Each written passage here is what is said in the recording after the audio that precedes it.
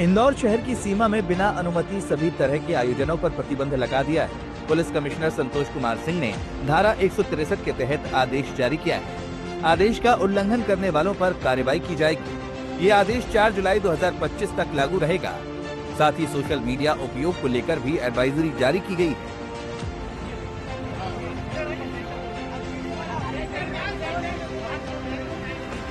ग्वालियर संभाग कमिश्नर ने शहर के सभी 66 वार्डों की मैपिंग कर सायरन लगवाने के निर्देश दिए हैं। कमिश्नर ने कहा कि ऐसी व्यवस्था बनाएं जिससे पूरे शहर को सचेत करने के लिए एक संकेत पर सभी सायरन बजे।